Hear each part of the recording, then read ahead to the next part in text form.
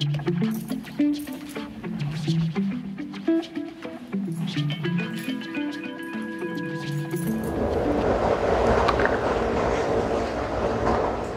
ते चिंग के 14th वर्ष में 14वें सूत्र में आज हम लोग प्रवेश करेंगे। प्रारंभ करते हैं, पहले उसे सुनते हैं और फिर उसके बाद उस पर आगे बात करते हैं।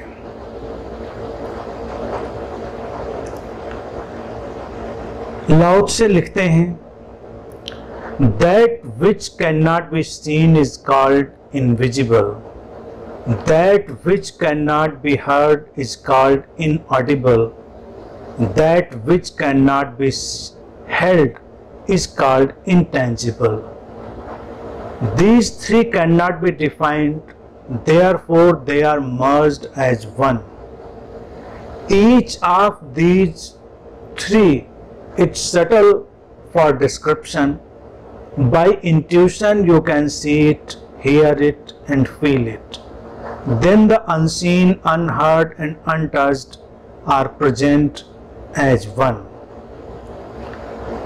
From above it is not bright, from below it is not dark. An unbroken thread beyond description. It returns to nothingness, the form of the formless, the image of the imageless. It is called indefinable and beyond imagination. Stand before it and there is no beginning. Follow it and there is no end. Stay with the ancient Tao. Move with the present. Knowing the ancient beginning is the essence of Tao. Discovering how things have always been brings one into harmony with the way. पहले इसका translation सुने, फिर हम लोग आगे बढ़ें। लाओ Tzu कहते हैं कि जो उसे देखा नहीं जा सकता और जिसे देखा नहीं जा सकता उसे हम अदृश्य कहते हैं। उसे सुना नहीं जा सकता और जो सुना नहीं जा सकता उसे हम अश्रव्य कहते हैं। और उसे छुआ नहीं जा सकता और जिसे छुआ नहीं जा सकता उसे हम अस्पर्शनीय कहते हैं।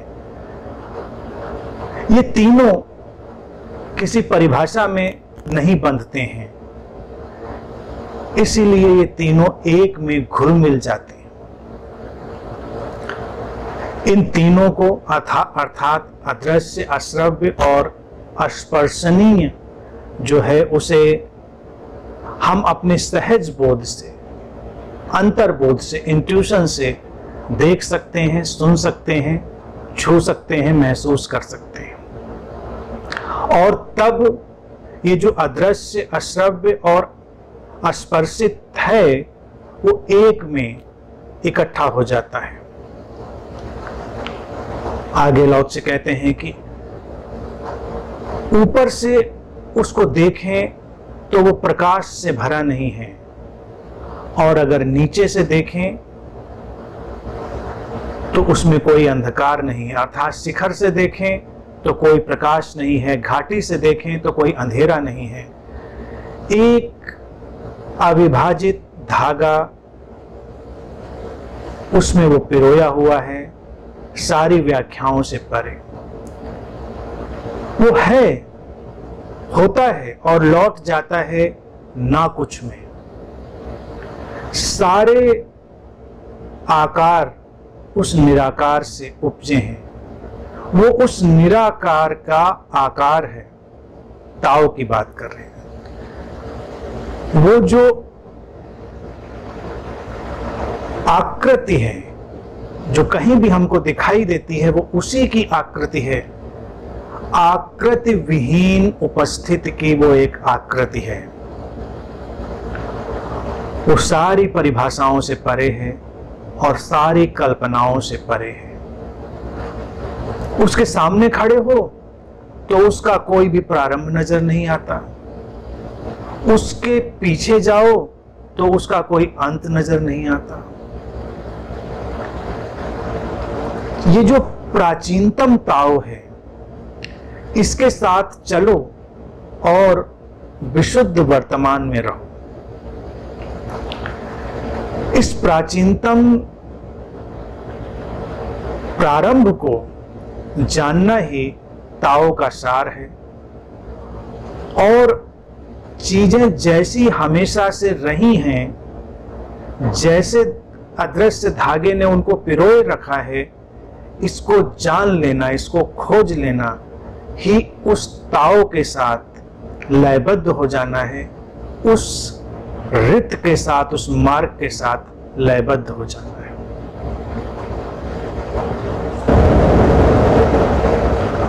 आज के सूत्र में लाओ त्से ने काफी शब्दों का उपयोग किया है, लेकिन बात एक ही कह रहे हैं।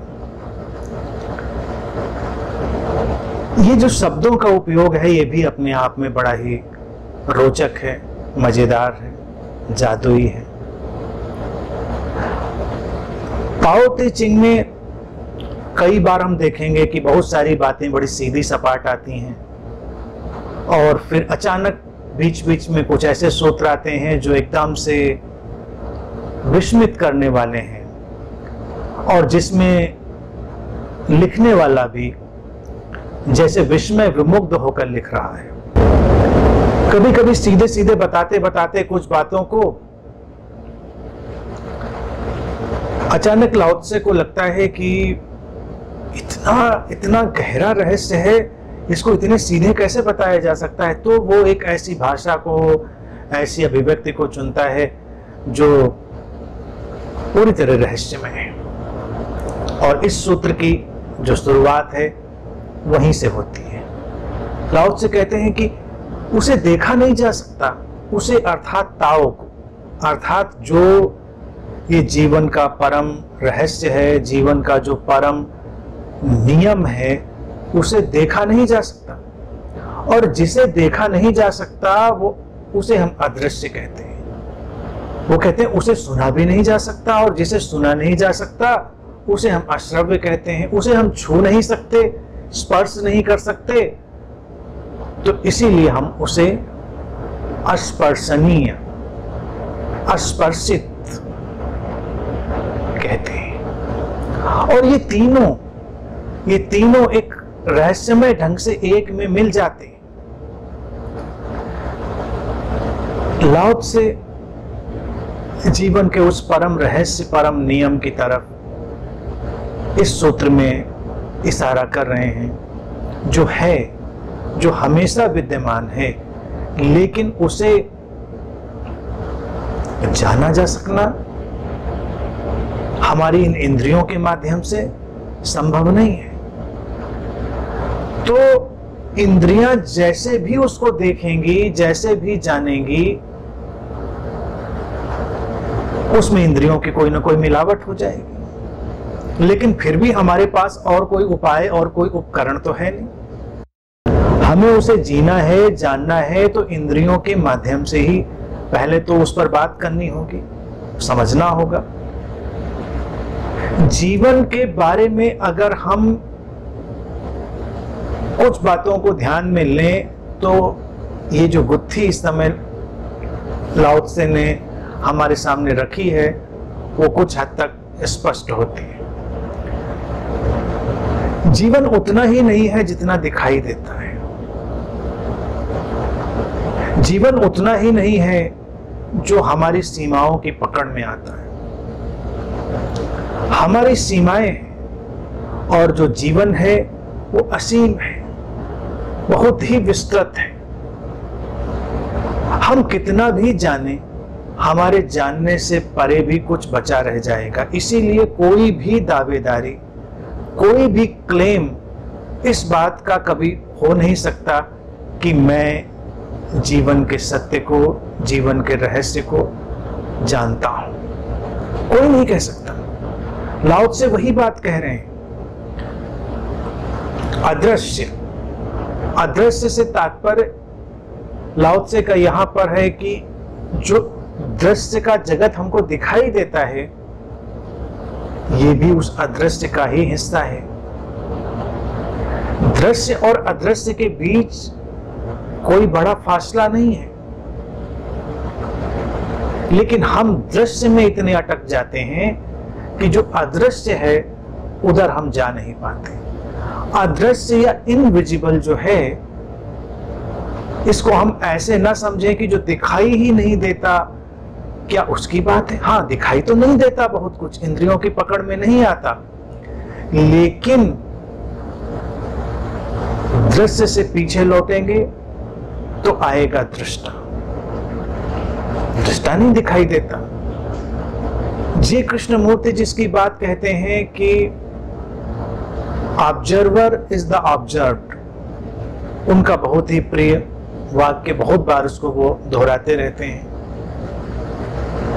ऑब्जर्व्ड यानी कि दृश्य, और ऑब्जर्वर अर्थात दृष्टा, अदृश्य। वो कहते एक ही हैं, वो अलग अलग नहीं हैं।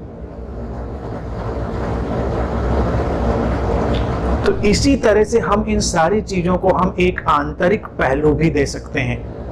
एक है सुनाई देने वाला जगत, शब्द, नाद, और एक है हमारे भीतर का श्रोता जो सुनता है सब। वो डिटैच है, हर चीज से अछूता है, लेकिन है। और छुआ जाना, जो स्पर्श करने की बात लाओ त्से ने कही है कि हम जिंदगी को जितना छूते हैं जिंदगी उतनी ही नहीं होती। छूने का यहाँ पर अर्थ है जितना भी हम उसको अपनी सीमाओं में समेट पाते हैं। स्पर्श एक बहुत ही खूबसूरत अनुभव है। कई बार हम देखें कि स्पर्श, अगर स्पर्श की ही बात अभी करें तो स्पर्श ही हमको कितना जीवन देने वाला होता है, लेकिन स्पर्श से परे कुछ इंटेंजिबल, अस्पर्शनीय, जिसे स्पर्श नहीं किया जा सकता, छुआ नहीं जा सकता, वो भी होता है। और जब तक किसी स्पर्श में वो शामिल ना हो, स्पर्श का जो अधूरापन है वो हमारे सामने रहता है। ये इस जगत का विस्तार है। लाओ त्से इन तीन की ही बात कर रहे हैं।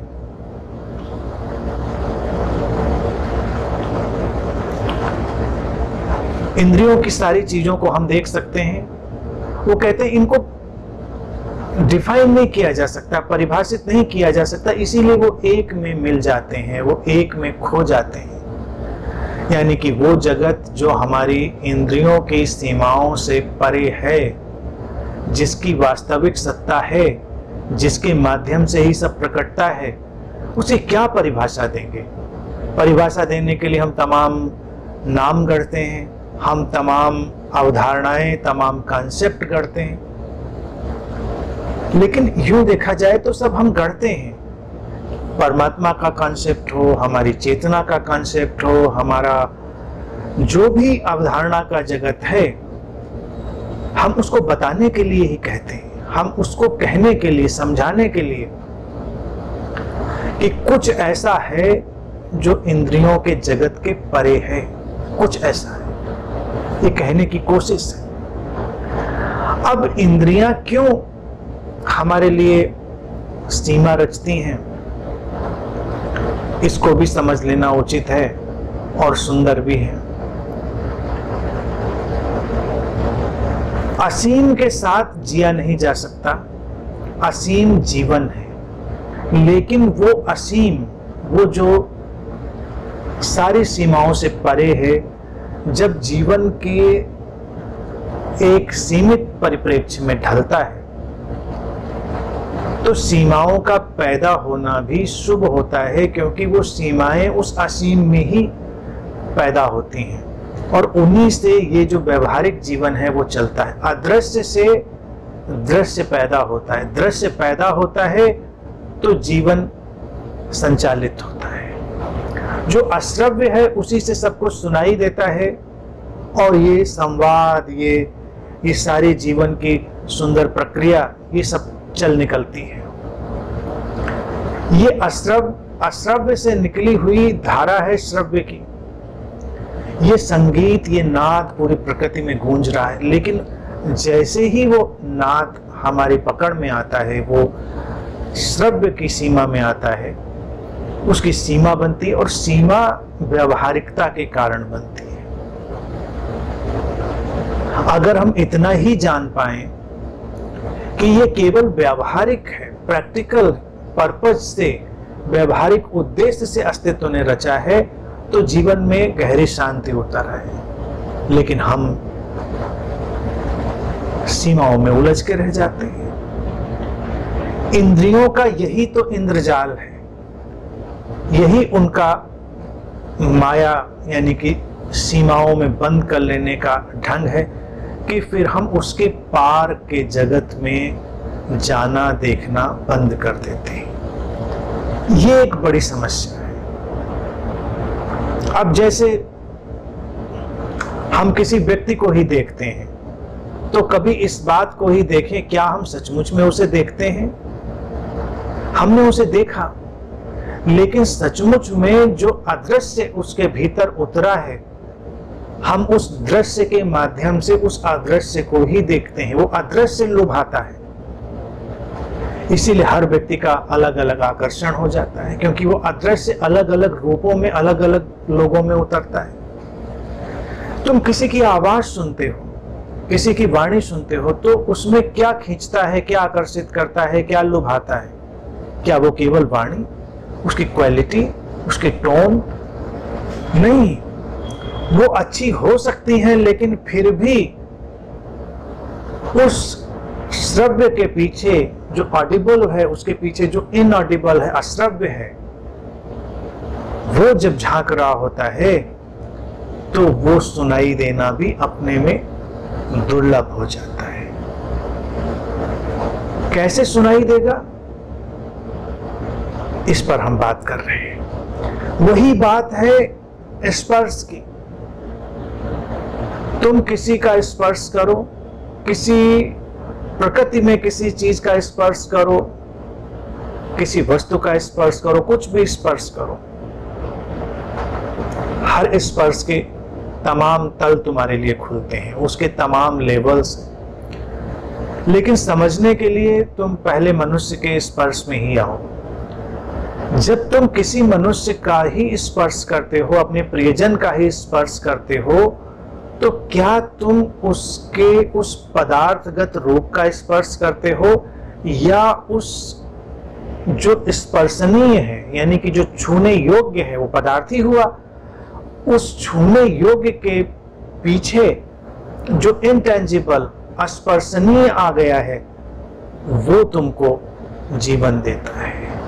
इसीलिए कई लोगों को तुम छुओ, वो बिल्कुल पत्थर जैसे, लकड़ी जैसे नजर आएंगे, कोई उनके अंदर जीवन नहीं, प्राण नहीं, बिल्कुल ठंडे, बेजान, क्योंकि वो उस स्पर्शनीय से दूर हो गए हैं, उसको अभी नहीं जी रहे हैं, उन्होंने बंद कर लिया है अपने आप को। इंद्रियां इसीलिए बहुत ही खूबसूरत उपकरण अस्तित्व ने हमें दी हैं, द्वार की तरह से।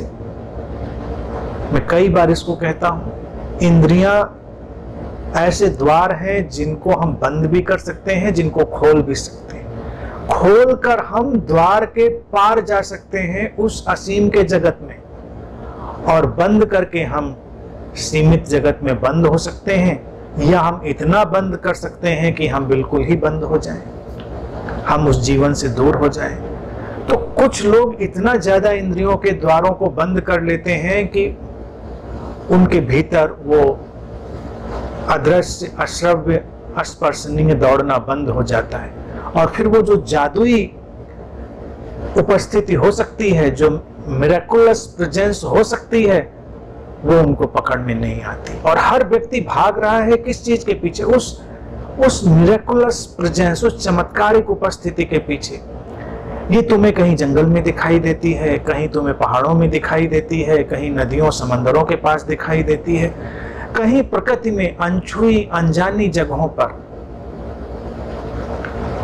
प्रकृति का जहां पर ऐसा स्वरूप है जिसे अभी मनुष्य के द्वारा प्रदूषित नहीं किया गया है, ऐसी जगहों पर जब तुम होते हो तो तुम उस अदृश्य, अश्रव्य और स्पर्शनीय के निकट होते हो।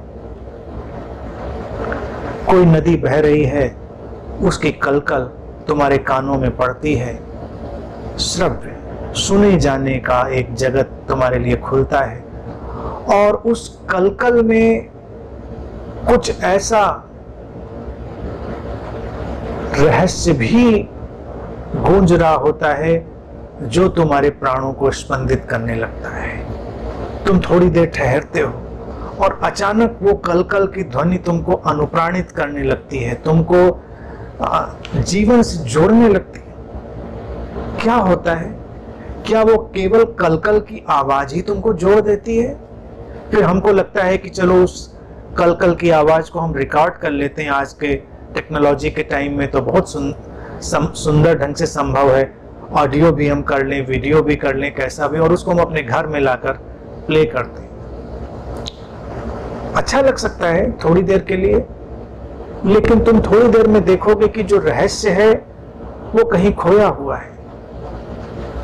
आवाज है, श्रव्य जगत वही है, सुनने का जगत वही है, लेकिन अब वो जो जीवंत रहस्य उसमें शामिल हो सकता था वो नहीं है, तो तुम्हारे लिए उतना काम नहीं कर पाता। इसीलिए लोगों की तस्वीरें उतनी काम नहीं आती जितना लोग सामने से तुम देखो तो अच्छा लगता है। किसी को सामने से देख के क्यों अच्छा लगता है? कभी इस बात पर हम सोचें?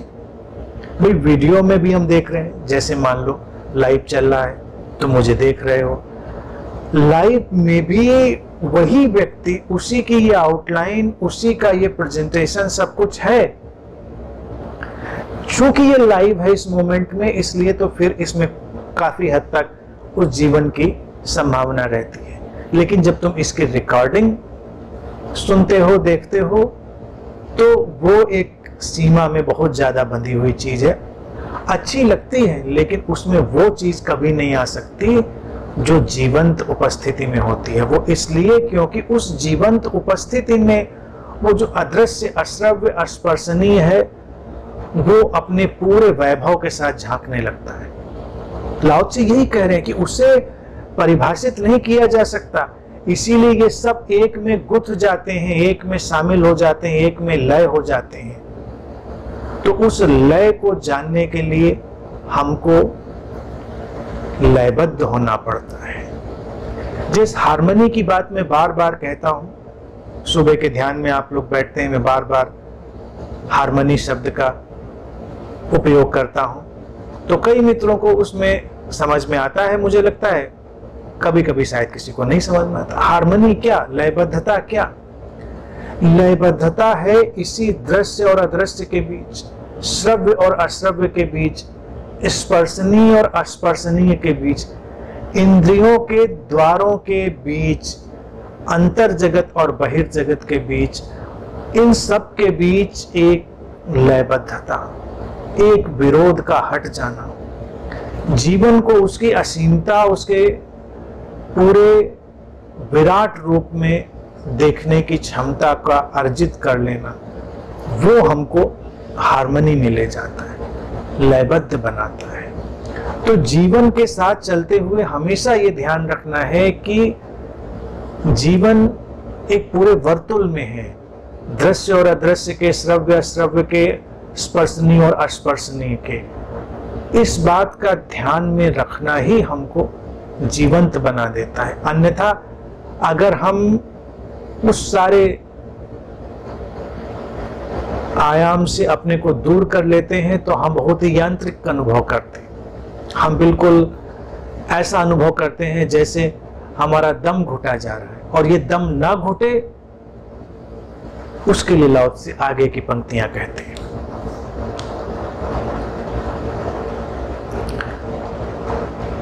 कहते हैं कि each of these three is subtle for description, for intuition, by intuition you can see it। ये जो तीनों हैं, ये इनकी जो व्याख्या है, वर्णन है, वो बहुत सूक्ष्म है। अपने सहज बोध, अंतर्बोध के द्वारा इन्हें सुना जा सकता है, इन्हें महसूस किया जा सकता है, देखा जा सकता है, छुआ जा सकता है। वो उस एक में ही उपस्थित है।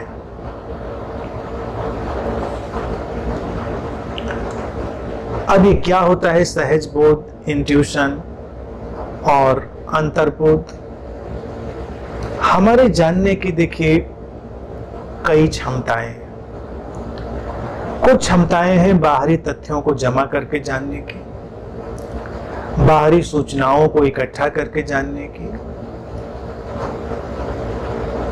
लेकिन बाहरी सूचनाएं, बाहरी तथ्य कितने भी अच्छे हों, तर्क सम्मत हों, वो हमको उस विराट जीवन के संसर्ग में, संपर्क में कभी नहीं लाते।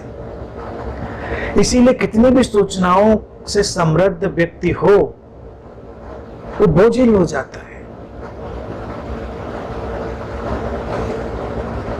इतिहास भरा पड़ा है बड़े बड़े विद्वानों के विक्षिप्त हो जाने का, उनके स्मृति के नष्ट हो जाने का इतिहास भरा पड़ा है। बाहर की सूचनाएं, बाहर का जो भी जगत है, वो सब उपयोगी है व्यवहारिक रूप से। उसका जाना जा सकना हमारे लिए अभ्यास के द्वारा संभव है। लेकिन कुछ चीजें हैं जिनको अभ्यास से नहीं जाना जा सकता। जीवन में हम हमेशा देखते हैं जैसे कुछ कुशलताएं हैं बढ़ाई जा सकती हैं। तुम गाना सीख सकते हो, तुम नृत्य सीख सकते हो, तुम दौड़ना सीख सकते हो, तुम जितने भी तुम गुण देखते हो उन सबको सीख सकते हो, उनमें कोई समस्या नहीं है। थोड़ा कम थोड़ा ज्यादा, किसी के अंदर ज्यादा कुशलता से उनको सीखने की क्षमता होगी, किसी के अंदर कम होगी, लेकिन हर कोई सीख सकता है। लेकिन कुछ चीजें ऐसी हैं जिन्हें हम इशारे कर सकते हैं, बता सकते हैं, समझा सकते हैं, लेकिन सिखा नहीं सकते, ट्रेनिंग नहीं हो सकती उनकी। जैसे प्रेम है, जैसे शांति है, जैसे प्रसन्नता है। मैंने इसीलिए इनको 4 आर्य लक्ष्यों की तरह तुम्हारे सामने रखा। और भी बहुत सारे व्यापक हैं, लेकिन ये तुम्हारे हमेशा दैनिक जीवन में पकड़ में आने वाली चीजें हैं। अब प्रेम का अनुभव होता है, लेकिन प्रेम की ट्रेनिंग नहीं दी जा सकती। किसी को हम कहें कि भाई इस तरह से तुम प्रेम संपन्न हो सकते हो, प्रेम पूर्ण हो सकते हो, या तुम किसी से प्रेममय हो सकते हो, किसी के प्रेम में हो सकते हो। सब बातें सुनने में अच्छी लगेंगी, लेकिन कोई ट्रेनिंग नहीं संभव हो पाएगी। इसी को लाओ त्से कह रहे अंतर्बोध, इंट्यूशन। अगर इंट्यूशन को जानना है तो इंट्यूशन भी एक बहुत ही कंफ्यूज्ड वर्ड है लोगों के सामने। सहज बोध, अंतर्बोध, उसका ट्रांसलेशन इंट्यूशन का है। इंट्यूशन से लोगों को समझ में आता है कि जैसे कोई भविष्य की या कोई ऐसी चीज का हमको अचानक पता चल जाए, तो लोग कहेंगे नहीं मुझे इंट्यूशन हो रहा था ऐसा, मुझे इंट्यूशन हो रहा है कि ऐसा होने वाला है, या मुझे वैसा इंट्यूशन हुआ। उसमें भी बस एक ही ग्राउंड है। इंट्यूशन से व्यक्ति कहना ये चाहता है कि मेरे पास कोई डेटा नहीं है, मेरे पास कोई तर्क नहीं है, मेरे पास कोई आधार नहीं है इस किसी बात को कहने का, लेकिन फिर भी मुझे ऐसा लग रहा है, ऐसा मैं कह रहा हूं, उसको इंट्यूशन कह रहा है, सहज बोध। अब इसका जो अंतर्बोध और सहज बोध अनुवाद है वो भी सुंदर है कि वो सहजता से ही, तुम्हारे अंतरतम से ही वो बोध प्रकट होता है। जीवन में तमाम बातों के लिए तर्क चाहिए होते हैं किसी बात को कहने के लिए। अब तुम प्रेम को पहले समझो तो वहां पर इंट्यूशन समझ में आएगा। तुमको कैसे पता चलता है कि ये प्रेम की घटना घट गई, कैसे तुम्हारे अंदर वो प्रेम की तरंग उठती है, जागती है? कोई तर्क, कोई तर्क नहीं। तुम तमाम बातें कह सकते हो, ऐसा है, लेकिन कोई तर्क नहीं है, कोई उसके पीछे डेटा नहीं है, कोई सूचना नहीं है। वो सहज बोध है। और प्रेम उसको न सिद्ध किया जा सकता है, न असिद्ध किया जा सकता है। लाओ त्से के वो डिस्क्रिप्शन से परे जगत में वो जा रहा है, उसके वर्णन से परे, डेफिनेशन से परे जगत में वो तुमको ले जा रहा है। इसीलिए तो संसार में प्रेम का इतना आकर्षण है। क्योंकि पहली बार तुमको वो ताओ की तरफ ले जाता है, उस सनातन सत्य, सनातन धर्म की तरफ ले जाता है। फिर दूसरा जो गुण है शांति का, जिसका कोई ना कोई स्वाद हम जरूर जानते हैं। शांति की भी कोई ट्रेनिंग नहीं दे सकते हम किसी को, हम तमाम कोणों से बात को समझा सकते हैं, व्यक्ति समझता है। कई बार समझ के व्यक्ति और अशांत हो जाता है, और कई बार कोई ऐसा होता है, सुन रहा है, समझ रहा है, और उसके अंदर ये लग रहा है कि नहीं मैं बात तो पूरी समझ में नहीं आ रही, लेकिन एक शांति उतरती चली आ रही है, जैसे एक एक रेशा सुलझ गया हो, जैसे भीतर के उलझे हुए धागे सब सुलझ कर अपनी जगह पर आ गए हों। कोई पूछे उससे क्या क्या सुलझा, कहे पता नहीं क्या सुलझा, लेकिन ऐसा लगता है कि एक शांति का जगत मेरे भीतर आ गया। सहज बोध, इंट्यूशन। और उसी तरह से प्रसन्नता। प्रसन्नता भी एक ऐसी चीज है जिसके पीछे पूरी दुनिया दौड़ रही है, पूरी दुनिया लेना चाहती है, पूरी दुनिया देना चाहती है। हम अपने प्रियजनों को प्रसन्न देखना चाहते हैं, हम बड़ी कोशिश करते हैं उनको प्रसन्न बनाने की, और खुद तो प्रसन्न होना चाहते हैं।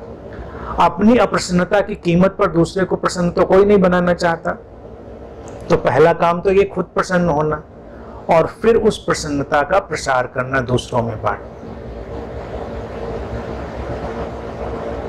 सुनने में अच्छा लगता है पूरे जगत को प्रसन्नता से भर दो, सुनने में अच्छा लगता है, हम कैसे भर दें?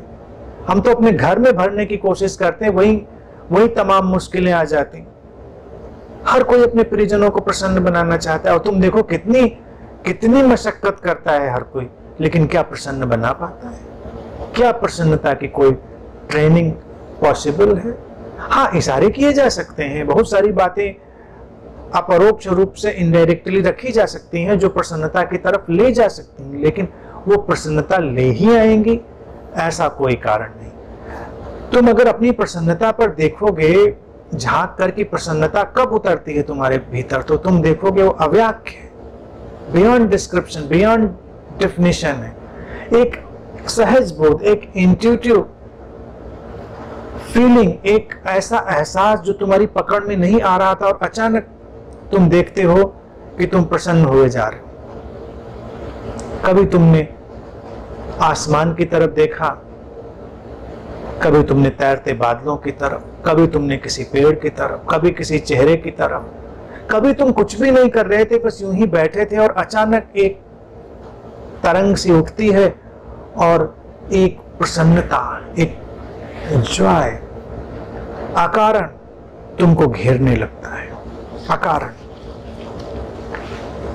और फिर जैसे लाओ त्से कहता है कि ये सब एक में इकट्ठे हो जाते हैं, तो ये मैजिक अगर तुमने देखा होगा, ये जादू अगर इसको कभी अनुभव किया होगा, तो तुम एक सिरा भी पकड़ पाओ, तुम देखोगे सब कुछ तुम्हारे लिए एक साथ इकट्ठा हो रहा है। वो अदृश्य का, अश्रव्य का, अस्पर्शनीय का सारा जगत तुम्हारे लिए खुलता जा रहा है। एक सिरा पकड़ में आया तो सारे सिरे उसमें शामिल हो जाए। तुम्हारे अंदर प्रसन्नता का कोई कण, कोई किरण उतरे, तुम जगमगाओ उससे आपूरित हो, थोड़ी ही देर में तुम देखोगे कि प्रसन्नता ने तुम्हें प्रेम से आपूरित कर दिया, प्रेम ने तुम्हें शांति से आपूरित कर दिया, शांति ने तुम्हें संस्वरता से आपूरित कर दिया। एक चेन रिएक्शन, एक श्रृंखलाबद्ध प्रक्रिया है। कोई भी सिरा पकड़ो तो वो सब एक साथ एक लय में गुथ जाते हैं, एक साथ उपस्थित हो जाते हैं, लेकिन उनको अनुभव करने का जो तरीका है वो बिल्कुल ही हमारी ज्ञात सूचनाओं से परे है, वो सहज बोध से आता है। जी कृष्णमूर्ति ने अपनी पुस्तक का शीर्षक दिया था ज्ञात से मुक्ति, इसीलिए दिया था क्योंकि जब तक हम ज्ञात में जकड़े रहेंगे, नोन में, हम उस अननोएबल की तरफ, उस अननोन को पार कर अननोएबल की तरफ नहीं जा पाएंगे। आज के सूत्र में लाओ त्से हमको उस अज्ञेय की तरफ ही ले जा रहा है। भारत में हमने हमेशा 3 तलों की बात करी है, ज्ञात, अज्ञात और अज्ञेय। जो ज्ञात है हम जानते हैं उसको, जो अज्ञात है उसको अभी नहीं जाना है लेकिन हम जान सकते हैं। लेकिन हम एक अज्ञेय का तल भी भारत में जोड़ते हैं जिसे जाना ही नहीं जा सकता। और तुम इन चीजों, जो हमने सामान्य बातें रखी, उन पर भी इन चीजों को लगाकर देख लो, वो अज्ञात के नहीं है, वो अज्ञेय के हिस्से हैं। प्रेम अज्ञात नहीं है, अननोन नहीं है, प्रेम अज्ञेय है, अननोएबल है। इसीलिए प्रेम में जिया जा सकता है, उसे जाना नहीं जा सकता।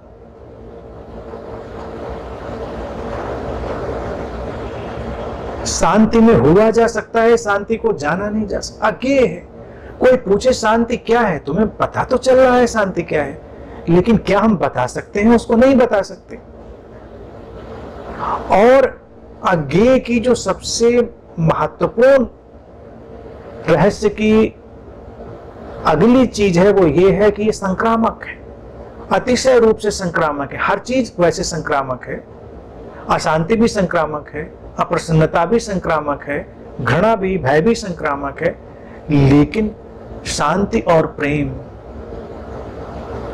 प्रसन्नता, वो अज्ञेय का कोई भी तल, वो उपस्थिति जो उस ताओ को अपने अंदर लेकर आती है, वो अतिशय रूप से संक्रामक हो जाती है। वो सामने है, तुमको पकड़ने लगती है।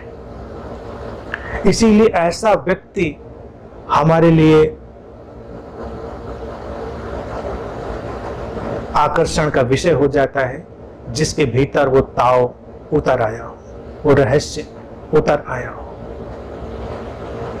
उन्हीं को हम संत कहते हैं, उन्हीं को ऋषि कहते हैं, उन्हीं को हम गुरु भी कहते हैं, उन्हीं लोगों को हम बुद्ध कहते हैं जो ताओ को जीने लग गए हैं। तो उनकी संक्रामकता हमको पकड़ती है। हम नहीं जान सकते कि क्या है उसकी तरफ, क्योंकि अगर हमको तय करना हो तो अगर लाओ त्से की परिभाषा से जाएं तो बहुत सारी चीजें हम तर्क से बनाने की कोशिश करेंगे कि क्या दिखता है, क्या नहीं है।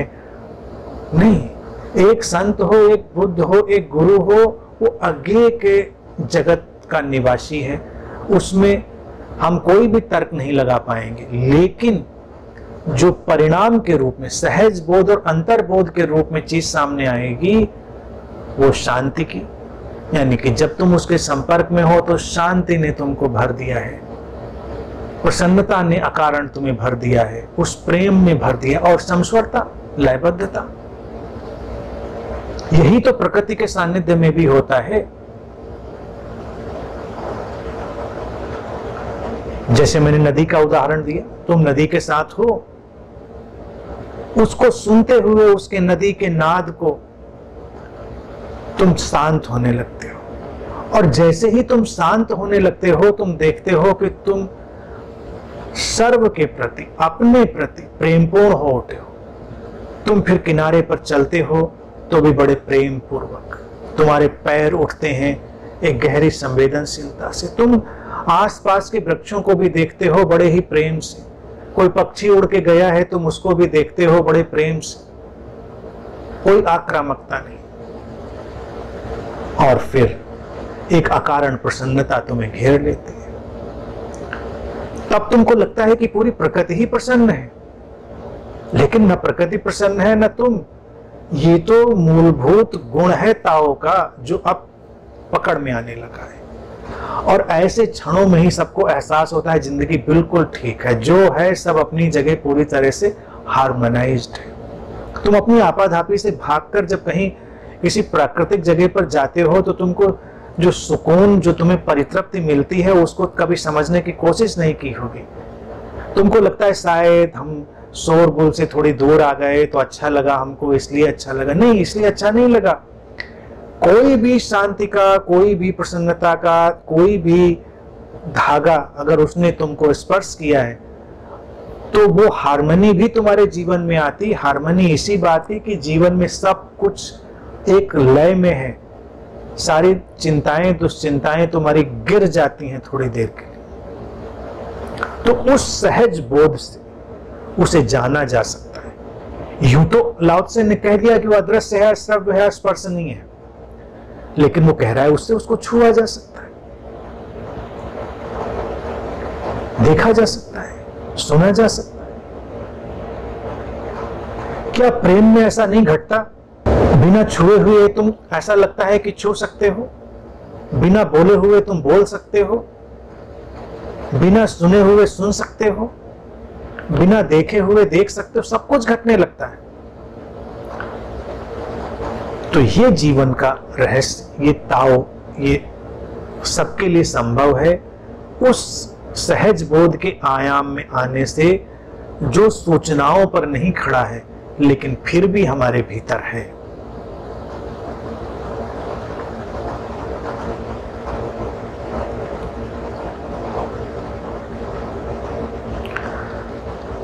आगे लाओ त्से कहते हैं कि ऊपर से यानी शिखर पर जाकर देखो तो प्रकाश से भरा नहीं है, घाटी में जाकर देखो तो अंधेरे से भरा नहीं है। एक ही धागा सारे वर्णन से, सारी व्याख्याओं से परे उसको बांधे है और वो लौटता है नथिंगनेस में, ना होने में, होना ना होने में शामिल हो जाता है।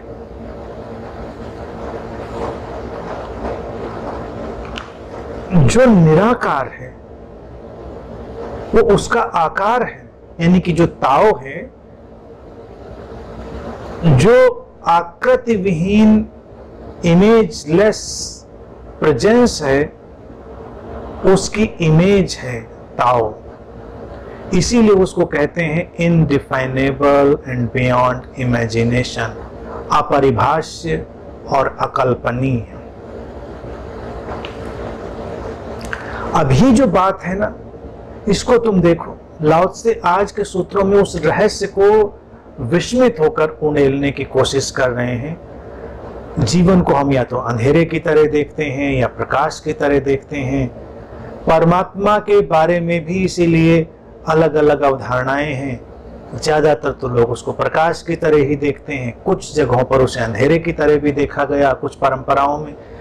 लेकिन हम प्रकाश और अंधकार इन सबके बीच में एक विभाजन पैदा कर लेते हैं।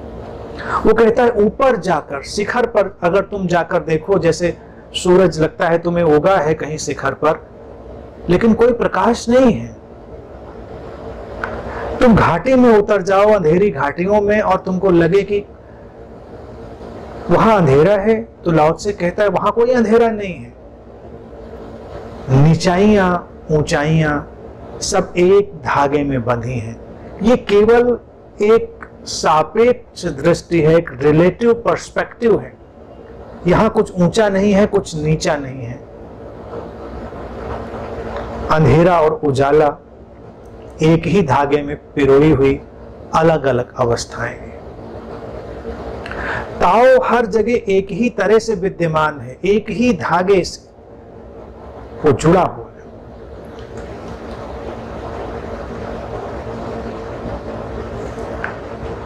अनब्रोकन थ्रेड, जो कभी टूटता नहीं, जिसमें कभी कोई पड़ाव नहीं आता। और कहता कोई डिस्क्रिप्शन तो हो ही नहीं सकता उसका, कोई वर्णन तो कर ही नहीं सकते। क्या वर्णन करेंगे उसके बारे में? उसका कोई भी वर्णन नहीं। जितनी बातें कही जा रही हैं सब इनडायरेक्ट, अपरोक्ष रूप से कही जा रही हैं, डायरेक्ट नहीं है कोई भी बात। अब हम जीवन में देखें सूरज का उगना, सूरज का अस्त होना, ये सब देखते हैं। हम कविताएं भी लिखते हैं, हम बातें भी कहते हैं। जीवन में रोशनी का आना, जीवन में सुबह का होना, जीवन में अंधेरा आना, जीवन में रात का आना, जीवन में शिखर पे उठ जाना, जीवन में घाटियों में चले जाना, नीचाइयों में उतर जाना। हम सब इनका उपयोग करते हैं अभिव्यक्ति के तौर पर, अनुभूति के तौर पर भी, और हम इनसे पीड़ित भी होते हैं और सुखी भी होते हैं। लेकिन लाओ त्से इसमें जो बात कह रहे हैं वो ध्यान देने की है, वो हमको सारे दुख से परे ले जाने के लिए है। भगवान बुद्ध का तो एक ही वाक्य में उनकी सारी देशना का उद्देश्य समेटा जा सकता है, जिसको वो कहते थे कि मैं जो कुछ भी कह रहा हूं उसका एक ही उद्देश्य दुख मुक्ति, एंड ऑफ सफरिंग। सफरिंग क्यों है? हर चीज को विभाजित कर देना, तोड़ देना, शिखर को घाटी से, अंधेरे को उजाले से, ऊंचाई को नीचाई से, स्त्री को पुरुष से, सब चीज को तोड़ दो, तोड़ दो और दुख का जगत हमारे लिए प्रारंभ हो जाता है। जोड़ना नहीं है, क्योंकि जुड़ा हुआ है। लाओ त्से कहता अनब्रोकन थ्रेड, एक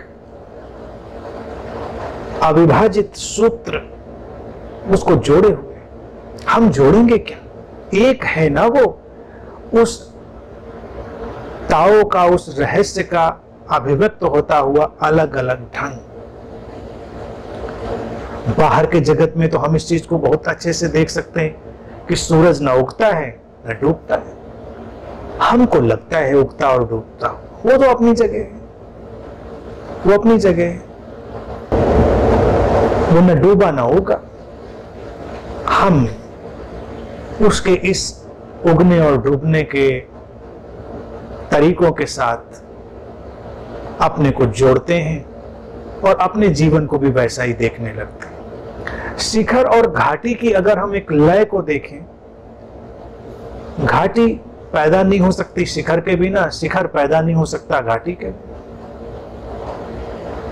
दोनों ने एक दूसरे को पैदा किया है, एक दूसरे को संभाला है, एक धागा है, उसी ने सबको बांधा है। लेकिन मनुष्य मूल्य तय करने लगता है। ये मूल्य तय करने की जो मनोवृत्ति है वही हमारे दुख का कारण है। हर चीज में हमको लगता है नीचाई पे नहीं ऊंचाई पे जाना है, ऊंचाई पे जाना है, और हर ऊंचाई के बाद नीचाई आनी ही होती है। हर लहर उठने के बाद गिरती ही है। शिखर के बाद कहां जाओगे? एक छलांग और ले लो। जैसे तुम किसी भी शिखर पर पहुंच गए, चढ़ गए एवरेस्ट के ऊपर, अब वहां पर घर बना के रहोगे तो नहीं, फिर उतरोगे घाटी में, या फिर तुम शिखर पे खड़े होकर एक छलांग ले लो थोड़ा और आगे, तो सीधे घाटी में आ जाओगे। वो अलग बात है, तब तुम बचोगे नहीं, लेकिन तुमको वापस लौटना होगा। जीवन की ये जो अनब्रोकन स्टेज है, इसको जो देखता है उसके जीवन से दुख विलीन होता है, क्योंकि हम ऑब्सेस्ड हैं। और ये ऑब्सेशन कई बार धार्मिक प्रवचनों से भी हमारे अंदर आ गया है, और जो सूचनाएं इकट्ठे करके हम जीवन को अपने समृद्ध बना रहे थे, उनके मिस इंटरप्रिटेशन के कारण, उनकी गलत व्याख्याओं के कारण आ गया है। हर व्यक्ति को रोशनी चाहिए, अंधेरा किसी को नहीं चाहिए। लेकिन अगर तुमको केवल और केवल रोशनी में रख दिया जाए तो तुम विक्षिप्त हो जाओगे। अंधेरा भी चाहिए, तुम्हें विश्राम में ले जाता है, रिलैक्सेशन में ले जाता है, आवश्यक है, अनिवार्य है। बिना अंधेरे के कहां जी पाओगे? इसीलिए जब तुम सोने जाते हो तो तुम्हें लाइट्स ऑफ करनी होती है, बत्तियां बुझानी होती हैं। जीवन में इस चढ़ाव और उतार की जो यात्रा है, सबका अपना मूल्य है। ताओ उस अविभाजित सूत्र को देख लेने की अंतर्दृष्टि सहज बोध है, अंतर्बोध है। यहां तक कि बीमारियां भी तुम्हारे स्वास्थ्य को सपोर्ट करती हैं। तुमको लगेगा नहीं, हम बीमार होना नहीं चाहते, लेकिन अगर तुम स्वस्थ होना चाहते हो तो तुम्हारे इस सिस्टम को, तुम्हारे शरीर मन की व्यवस्था को एक नया ढंग देने के लिए तुमको एक नए ढंग से बीमार होना पड़ता है, जिससे तुम नए ढंग से स्वस्थ हो सको। जैसे जो वैक्सीन भी तुम्हारे शरीर में डाली जाती हैं, जिसका सारे लोग बड़ी बेसब्री से इंतजार आजकल कर रहे हैं, तो वैक्सीन भी तुमको एक निश्चित ढंग से बीमार करेगी, तुम्हारे शरीर में उनके लिए एक व्यवस्था बनेगी और फिर तुम अपने स्वास्थ्य के अगले पड़ाव को जीने में सक्षम हो जाओगे। ताओ की दृष्टि से अगर इसको हैंडल करना हो तो कैसे करेंगे? निर्भीक होकर स्वीकार कर लेना है। हमको ये देख लेना है कि अविभाजित लय होगी, आ रही होगी, हम नहीं डरते, क्योंकि ये अस्तित्व का अपना एक रहस्यमय ढंग से समायोजित करने का ढंग है। तो यकीन मानिए कि जो लोग उतनी शांति से, स्वीकार से, प्रसन्नता से रहेंगे, वो कैसी भी बीमारी से गुजरेंगे और वो पाएंगे कि वो और रिजुविनेट हो गए, क्योंकि अगले पड़ाव पर आने के लिए अस्तित्व अपने को तैयार करता है। अगर महामारियों की बात ही तुम देखो तो आंकड़ों के तौर से अगर देखो तो वैज्ञानिक कहते हैं हर शताब्दी में एक बड़ी महामारी आती है। तो क्यों आती होगी? ऐसा भी तो हो सकता है कि हर शताब्दी में जो मनुष्यता है उसको एक और छलांग लेनी हो आगे। जहां तक हम सेटल्ड हो चुके हैं, अस्तित्व तो हमको उससे और आगे ले जाना चाहता है। तो हमारे शरीर मन की यंत्रणा को, शरीर मन के मैकेनिज्म को कोई और आयाम देना है, उसे और सशक्त बनाना है। तो उसमें कुछ ऐसा आना उसको ट्रांसफॉर्म कर सकता है। यहां देखिए कुछ भी यूं ही नहीं होता, यहां तो यूं ही नहीं होता। यही तो ताओ का रहस्य है। कई बार तुम देखो कि उन लोगों के जीवन में ही चमत्कार होते हैं जो स्वीकार की एक गहरी विश्रांति में ठहर जाते हैं। चमत्कार हो जाता है जीवन में। तो ये जो विभाजित करने की वृत्ति हमारी है हर चीज को, उसको हटा लेना है। ऊंचाई नीचाई को हटा लेना है। ज्ञान अज्ञान को, संत असंत को, सब एक दूसरे को संभाले हुए हैं और सब अपने ढंग से बदल रहे हैं। धीरे धीरे इस परिवर्तन का क्रम घट रहा है, लेकिन हमने विभाजित करके मूल्य डाल दिया। कुछ कम है, कुछ ज्यादा है, कुछ सुंदर है, कुछ असुंदर है, कुछ चुनने योग्य है, कुछ चुनने योग्य नहीं है। चुना जाना तो फिर तुम्हारे सहज बोध से घटेगा, लेकिन वो तुम्हारी अपनी मानसिकता और धारणा के अनुसार नहीं। अगर इसी उदाहरण का हम उपयोग करें जो लाओ त्से कह रहा है, सूरज का उगना सूरज का चुनाव थोड़ा ही है, सूरज का डूबना सूरज का चुनाव थोड़ा ही है।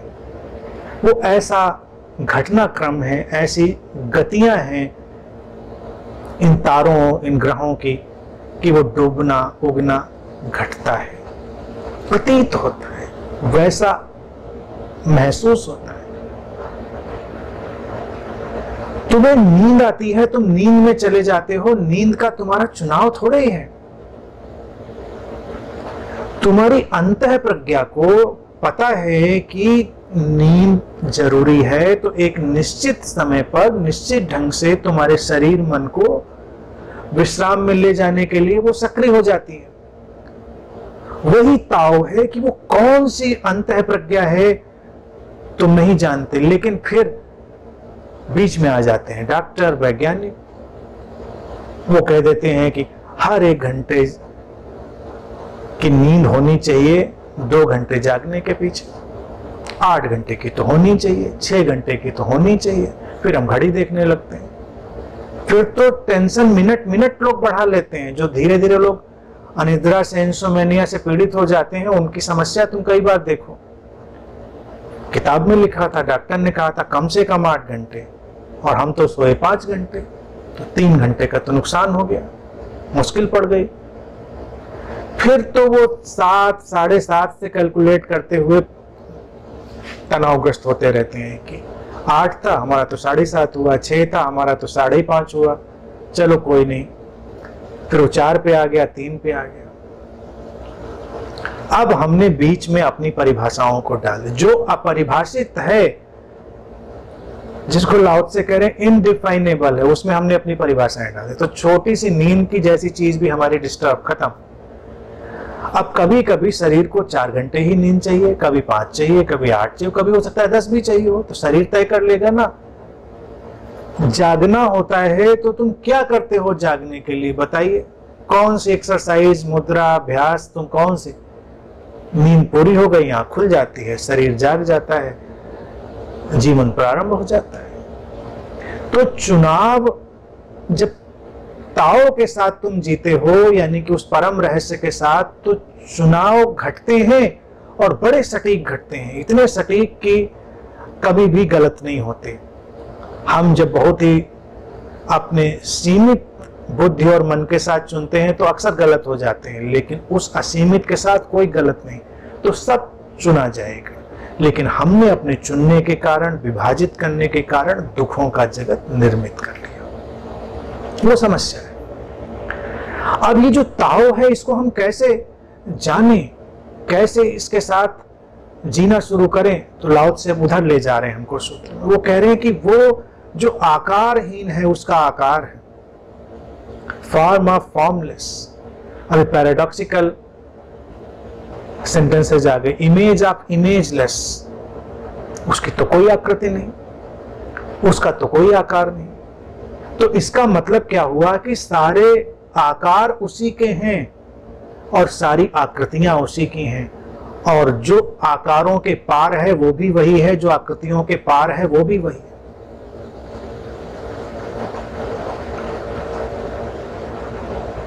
उस फॉर्मलेस का कोई फॉर्म तो नहीं बन सकता, लेकिन फॉर्म फिर कहां से आ जाएगा, वो आकार कहां से आ जाएगा? आकार भी तो उस आकारहीन से ही आएगा। तो वो कहते हैं वो जो ताओ है वो उस आकार विहीन का आकार है, क्योंकि जो ताओ हमारी पकड़ में आ रहा है उसका कोई ना कोई सूक्ष्म या स्थूल आकार है। तो अब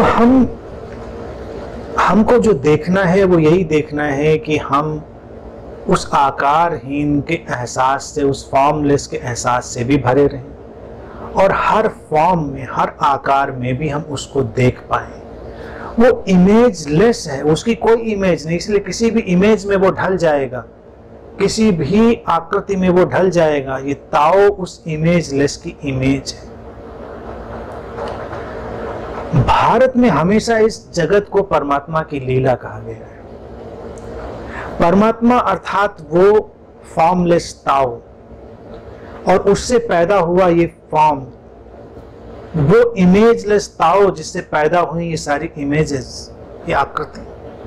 तो भारत में हम कहते हैं ये उस परमात्मा की लीला, यानी कि उस ताओ की एक लीला है। उसको हम देख सकते हैं, उसको पकड़ सकते हैं, और ये जान सकते हैं कि सबके भीतर कहीं ना कहीं वही जो आकार विहीन है, आकृति विहीन है, वही काम कर रहा है।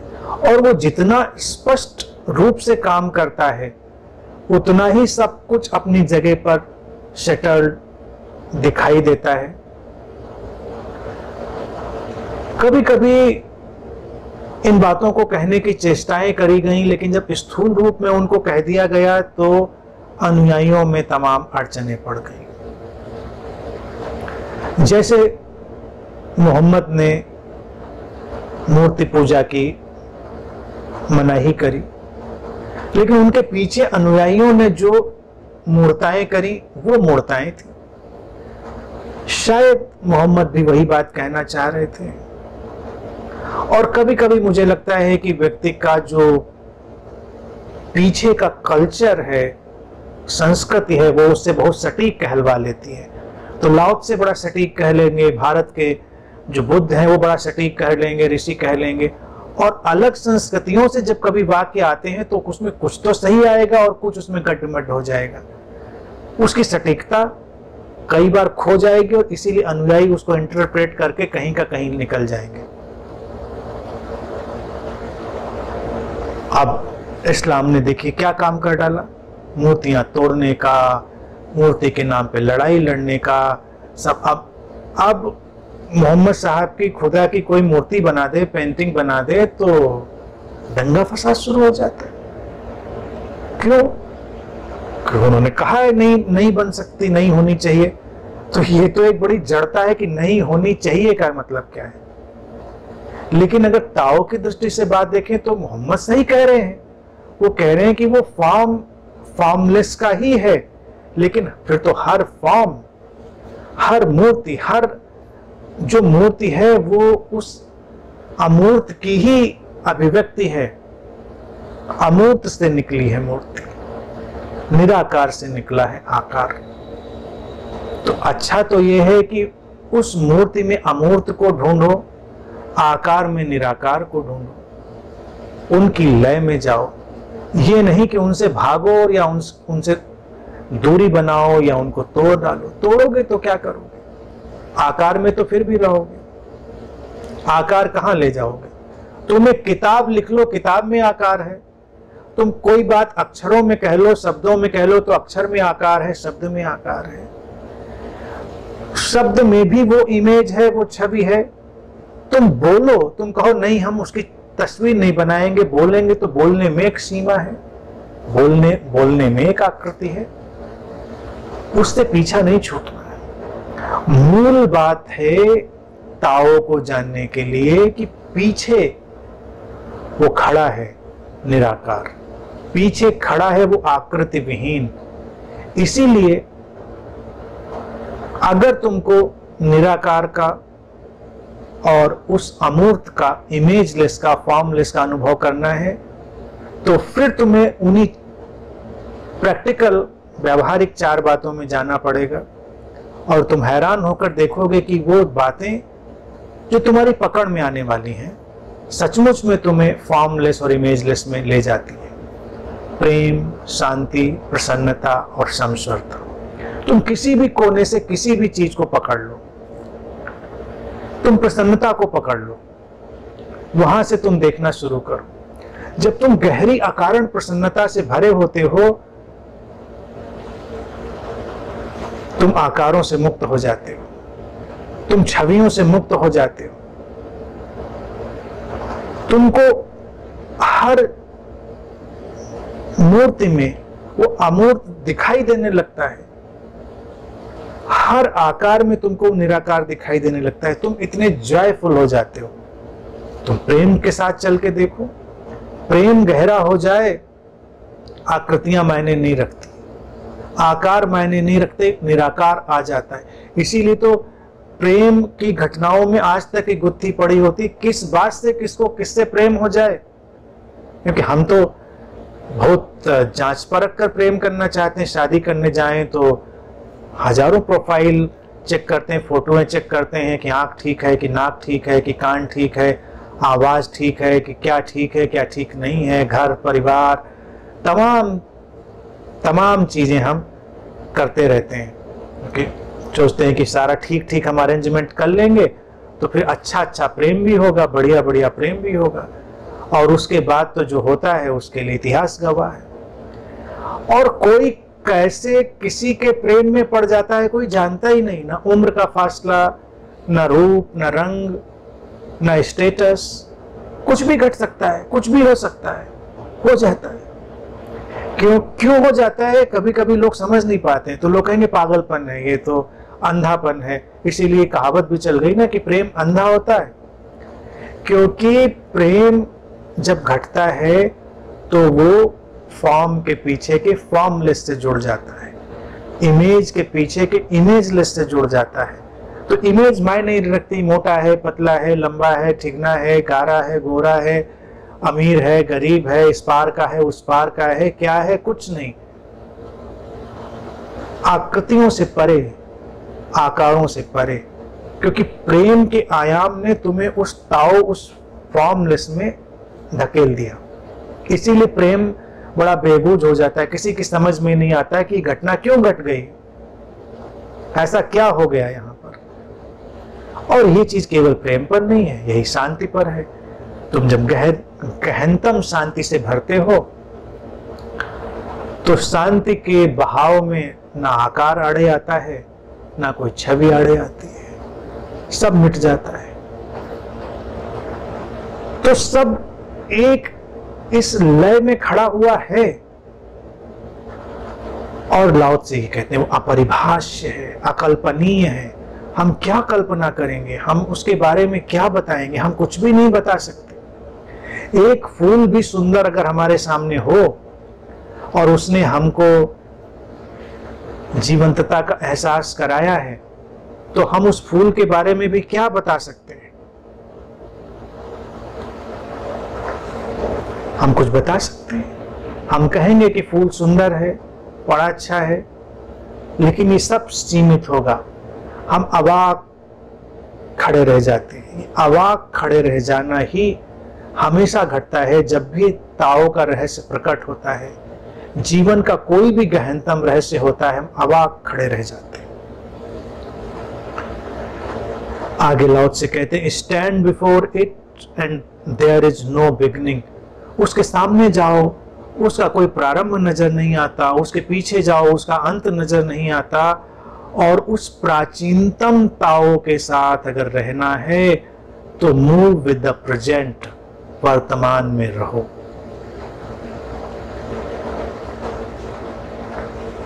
अब ये वो जैसा कि उनके सूत्रों का स्ट्रक्चर है, धीरे धीरे तुमको सार की तरफ ला रहे। पहले बताया, फिर इशारा किया, कैसे चलेंगे, प्रैक्टिकलिटी उसकी बताई, व्यवहारिकताएं। अब उसका प्रारंभ नहीं जाना जा सकता, उसका अंत नहीं जाना जा सकता। उसको ढूंढने जाओ, उसका प्रारंभ नहीं मिलेगा, उसके पीछे जाओ, उसका अंत नहीं मिलेगा। ये जीवन प्रारंभहीन, अंतहीन है। आकार बनते हैं और मिटते हैं, छवियां बनती हैं और मिटती हैं, इमेजेस आती हैं जाती हैं, आकृतियां आती हैं जाती हैं। इसीलिए जब किसी भी बुद्ध ने कहा कि जोर रखो उस पर जो अमिट है, लेकिन वो ये नहीं कह रहा है कि जो मिट रहा है उसको मिटा डालो, मिटाने की कोशिश करो। अरे मिटाना क्या कोशिश करोगे, वो तो बड़ी भारी मूर्खता है कि तुम मिटाने की कोशिश करो, वो तो जड़ता का चरम है। देख लेना, देख लेना कि वो प्रारंभहीन और अंतहीन है। शरीर आते हैं और जाते हैं, लेकिन वो ताओ, वो परमात्मा, वो रहस्य, वो रित, वो कॉस्मिक लॉ, वो जागतिक नियम, वो वैसे का वैसा ही बना रहता है। उसी में सब कुछ संभाला है, वो हमेशा विद्यमान है। जैसे सागर में लहरें उठती हैं और गिरती हैं, सागर वहीं का वहीं। यूं तो सागर का भी हमको पता चल जाता है, स्वरूप, ढांचा, उसकी सीमाएं, लेकिन यूं खड़े होकर देखते हैं तो असीम जान पड़ता है। ताओ सागर से भी गहरा, उसकी गहराई, उसका ओर छोर, वो कुछ हमारी पकड़ में आने वाला नहीं। उसका प्रारंभ नहीं ढूंढा जा सकता, उसका अंत नहीं ढूंढा जा सकता। इसीलिए अगर हम किसी के लिए भी उपयोग करते हैं शब्द बिगिनिंगलेस और एंडलेस, तो सभी के लिए ये लागू है। कई बार लोगों को लगता है कि नहीं, ये तो किसी विशेष व्यक्ति के लिए लागू हो सकता है, सभी के लिए। तुम कभी जन्मे नहीं, कभी मरे नहीं, तुम्हारे भीतर एक वो अवस्था और उस अमृत अवस्था से ही निकलकर ये सारा जीवन प्रकट होता है। और इस अनुभव में उतर जाना, वो तुमको इतनी शक्ति देता है कि उसकी तुम कल्पना नहीं कर सकते। कैसे चलना है उसके साथ, अब लाओ त्से उसको बिल्कुल सूत्र में ढाल ले साधना के लिए।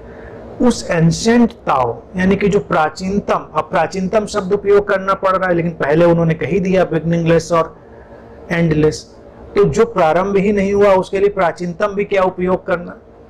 वो तो शाश्वत है, इटर्नल ताओ है, उसके साथ अगर चलना है तो मूव विद द प्रेजेंट, वर्तमान में रहो। वर्तमान क्या है? शाश्वत समय। तुम हमेशा वर्तमान में हो। मनुष्य के जीवन की एक ही विभीषिका कि वो अपने इस आकलन करने वाले मन से अतीत को खोज लेता है और भविष्य को खोज लेता है। बस जीवन का विषाद शुरू।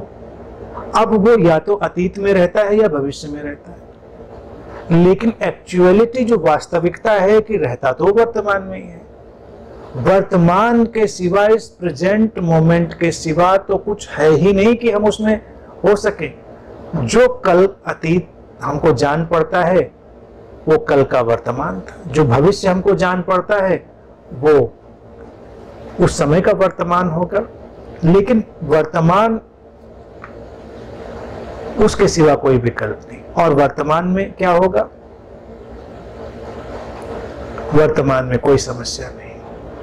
अगर तुम उस ताओ के साथ चलना चाहते हो जिसको लाओ त्से कह रहा है कि प्राचीनतम शाश्वत ताओ, तो वो कहता है वर्तमान में आओ, move with the present, eternal moment of now जो है वर्तमान का शाश्वत क्षण है, उसमें आओ और उसमें तुम देखोगे कोई समस्या नहीं। अगर तुमसे अभी ही पूछा जाए तुम्हें झकझोर करके कि इस समय क्या समस्या है तुम्हारे पास, तुम कहोगे कोई नहीं। या तो जो भी स्थिति होती है उसे तुम स्वीकार कर सकते हो या उसका समाधान कर रहे होते हो, उसके सिवा तो कुछ कर नहीं रहे होते।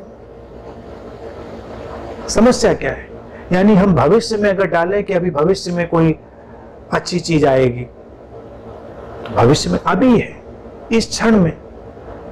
व्यक्ति की जीवन के बिखराव के पीछे सबसे बड़ा कारण यही है कि वो हमेशा भविष्य में जीने की कोशिश करता रहता है। कल, अगले क्षण में कुछ अच्छा होगा।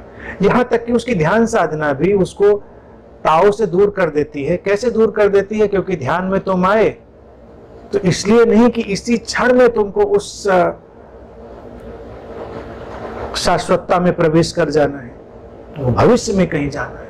अभी ध्यान में जाओगे तो कल या अगले किसी क्षण में तुम्हारे भीतर रोशनी उतरेगी, समाधान उतरेगा, ज्ञान उतरेगा, कुछ होगा अगले क्षण, अभी नहीं। इसीलिए ध्यान साधना में हमेशा प्रश्न नहीं होता है लोग कब होगा। अब कब होने में तो बहुत सारी चीजें, ध्यान गहरा कब होगा, समाधि कब घटेगी, एनलाइटनमेंट कब घटेगा, बुद्धत्व कब आएगा, पता नहीं क्या क्या झमेले इस संसार के मेले में तुमने पाल लिए। लाओ त्से कहता है कि बस अभी इसी क्षण में ठहरो ना, और फिर तुम इसी क्षण में इनलाइटेन रहो।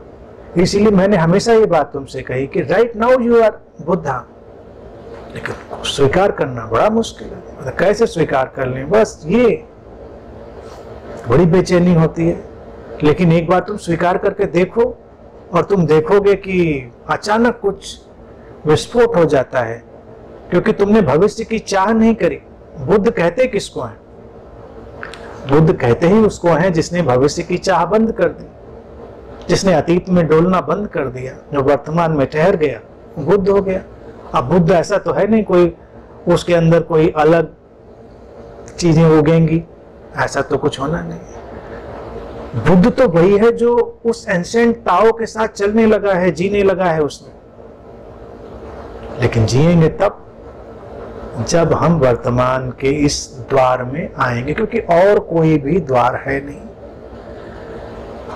अतीत और भविष्य केवल कल्पना है, और वर्तमान में जब तुम रहते हो तो तुम वो ताओ की जो सशक्त उपस्थिति है, जो इंटेंस प्रेजेंस है, उसको अनुभव करते हो। और वो इंटेंस प्रेजेंस, सशक्त उपस्थिति सब कुछ रूपांतरित कर देती है। जहां हो कभी वहीं होकर देखो, अच्छे बुरे कैसे भी, शिखर पर घाटी में, अंधेरे में उजाले में, स्वस्थ या बीमार, कैसे भी क्योंकि तुमको लगता है पहले सब कुछ तो ठीक हो तब तो हम वर्तमान में आएंगे ना, अच्छे से रहेंगे, मुस्कुराएंगे। लेकिन जब जो जैसा है वैसा ही रखते हुए तुम बिल्कुल वर्तमान में ठहर जाओ तो दो बातें घटेंगी। एक तो घटेगा स्वीकार, और तुम्हारी अपेक्षाओं के सारे दायरों को तोड़ता हुआ घटेगा समाधान। जिस समाधान की तलाश में तुम रहते हो, लेकिन उसको इतना ज्यादा दूर तलाशने निकल जाते हो कि वो तुमसे दूर हो जाता है। समाधान होता है अभी यहीं तत्क्षण। ठहरो, उस प्रेजेंस में आओ, उपस्थिति में आओ और फिर सब बदलेगा। अंत में लाओ से कहते, knowing the ancient beginning is the essence of Tao, discovering how things have always been brings one into harmony with the way।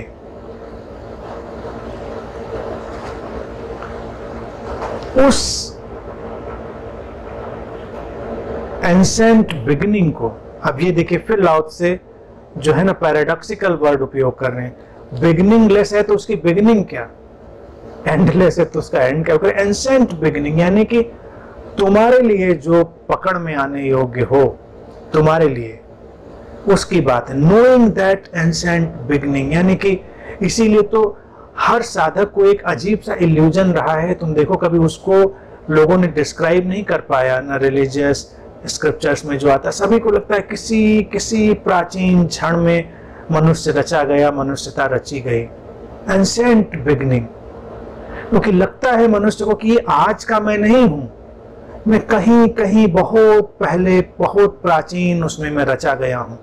सबको ऐसा एहसास होता है, लेकिन ये हमारे शरीर मन के लिए नहीं है, ये हमारे उस चेतना के प्रवाह के लिए, ये इस लहर के पीछे जो सागर है उसके लिए है, जिसका एहसास होता है कि तो हमेशा से था।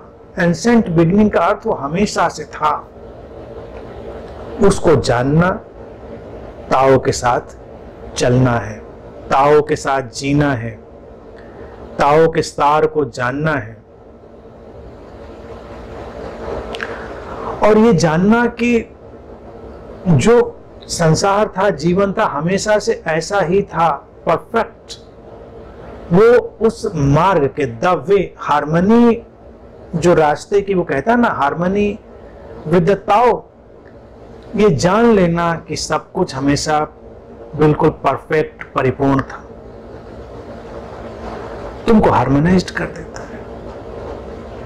क्योंकि मनुष्य के साथ सबसे बड़ी पीड़ा यह है ना कि उसको लगता है कि हम नहीं करेंगे तो पता नहीं क्या होगा, लेकिन करना हमारे उस ना करने से, होना ना होने से निकलेगा, डिजाइंड होगा और कुछ स्पष्ट किया जाएगा, कुछ स्पष्ट घटेगा। वो जो सुप्रीम इंटेलिजेंस है वो आकार रहित आयाम में, उस आकृति रहित आयाम में समाई हुई है, वो निकलती है। तुम देखो एक छोटे से पौधे से लेकर, किसी कंकड़ से लेकर, कहीं भी तुम देख लो, वो हर जगह समाई हुई है, तुम्हारे भीतर भी है। हम हार्मनी में नहीं है क्योंकि हम हार्मनी में लाने की कोशिश करते हैं। हार्मनी में आने की कोशिश का बंद कर देना ही हार्मनी में हो जाना है। इसीलिए लाओ त्से कह रहा है कि ये जान लेना कि सब कुछ हमेशा से कैसा था, यानी कि हमेशा से परिपूर्ण था, परफेक्ट था और परफेक्ट है, परिपूर्ण है, ये जान लेना ही हमको ताओ की हार्मनी में ले आता है। अस्तित्व में कहीं कोई चूक नहीं होती। ये आना जाना, उठना गिरना, ये सब उसी सुप्रीम इंटेलिजेंस का हिस्सा है। ये बोलना, ये चुप हो जाना, ये सब उसी का हिस्सा है। लेकिन हम क्यों चुने कि यही होना चाहिए? जो होना चाहिए वही हो रहा होता है, यही जानना। क्योंकि जो नहीं हो रहा है वो भी होने का ही हिस्सा है। कभी इसके लिए प्रयोग करेंगे, एक्सरसाइज करके देखें। जो भी उम्र हो तुम्हारी, उसको देखें और बैठें कभी आधा घंटा, 1 घंटा, और देखें तुम्हारी जिंदगी को उन घटनाओं ने ही नहीं तराशा है जो हुई, तुम्हारी जिंदगी को उन घटनाओं ने भी तराशा है जो नहीं हुई। तुम देखो कि अगर वो नहीं हुआ होता तो तुम्हारी जिंदगी कुछ और होती, वो हुआ होता तो तुम्हारी जिंदगी कुछ और होती। आज तुम जैसे हो वैसे इसलिए हो क्योंकि कुछ नहीं हुआ, वो बिल्कुल जरूरी था। आज तुम ऐसे हो इसलिए क्योंकि कुछ हुआ, वो भी जरूरी था। तो इस क्षण में जो है वो बिल्कुल परिपूर्णता में है, और जो उस क्षण में था वो परिपूर्णता में था। किसी क्षण में अपरिपूर्ण अभिव्यक्ति अस्तित्व करता ही नहीं, हर क्षण में अस्तित्व की अभिव्यक्ति परिपूर्णता में होती है। पेड़ से कोई पत्ता झरा, वो उसकी परिपूर्णता थी। शाख से कोई कोपल उगी, वो उसकी परिपूर्णता थी। कोई कमी नहीं थी कहीं पर। हम कहें कि क्या पत्ते का झरना कम था या कोपल का उगना ज्यादा था? नहीं, परिपूर्णता थी, वो लय थी। इसी तरह से तुम्हारे जीवन के क्षण, अपने जीवन को पूरी गरिमा से जियो। कुछ हल्के क्षण आएंगे, कुछ भारी क्षण आएंगे, कुछ ठहरे, कुछ उछलते हुए।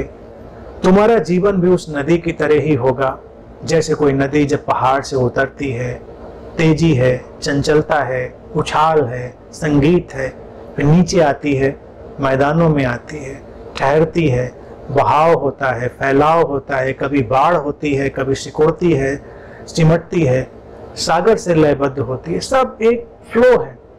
अब उस नदी के पूरे फ्लो को तुम एक साथ अपने जीवन में देखो और जियो, क्योंकि नदी को तो फिर भी तुम बिगनिंग टू एंड देख रहे हो। लाओ से कहता है बिगनिंगलेस एंडलेस। तो अब तुम उसको अपने अंदर डालो। तुम्हारे लिए सूत्र है, यही सूत्र, जीवन को नदी की तरह रहने दो। वो अलग अलग रूपों में, अलग अलग मोड़ों में आएगी। सब परिपूर्ण है, सब कुछ को स्वीकार करो। भेद मत डालो कि आज ये कम क्यों गुनगुना रही है, आज इसकी कलकल थोड़ी ज्यादा क्यों, कम क्यों, आज इसमें बाढ़ क्यों, कल बाढ़ क्यों नहीं थी, जब पहाड़ से उतरती थी तो चंचल थी, अब ये इतनी शांत क्यों है। कहीं पर वो लगता है अब खोई तब खोई, लेकिन फिर प्रकट हो जाती है। तो जीवन में ऐसे ही उदासी आए तो प्रसन्नता आए, तो अस्वस्थ हो तो स्वस्थ हो, तो सब कुछ बस नदी की तरह बह रहा है। वो ताव है, प्राचीनतम ताव है। अगर तुम उसके साथ भरोसे के साथ चलते हो तो वो ताव ही अपने को रिजुविनेट करेगा, वो नदी ही अपना मार्ग बना लेगी। नदी जब आती है तो कहीं रुकती है, हमको लगता है अब रुक गई, अब रुक गई, लेकिन वो मार्ग बना लेती है। इस ताव के साथ चलना, इस वर्तमान में रहना, यही परिपूर्णता है। तो जीवन का तुम्हारा जो क्षण है वो परिपूर्ण है। इस बात को अपने अंदर डालो। तुम्हारे धर्मों ने, शिक्षकों ने, गुरुओं ने, चिंतकों ने, डॉक्टरों ने, वैज्ञानिकों ने तुमको एक आइडिया दे दिया है कि तुमको परिपूर्ण होना है कहीं भविष्य में जाकर, और तुम उसमें लगे हो। वही दुख और संताप है। लाओ त्से की अंतर्दृष्टि को समझे, तुम इसी क्षण परिपूर्ण हो, और तुम ही नहीं, ये क्षण परिपूर्ण है, और ये क्षण ही नहीं, सब कुछ परिपूर्ण है। तो उस परिपूर्णता में आनंदित होकर ठहर जाओ, फिर कोई भी समस्या नहीं। Total end of suffering, and right now you are enlightened. तुम अभी के अभी बुद्ध हो। ठीक है, आज के लिए इतनी ही बात।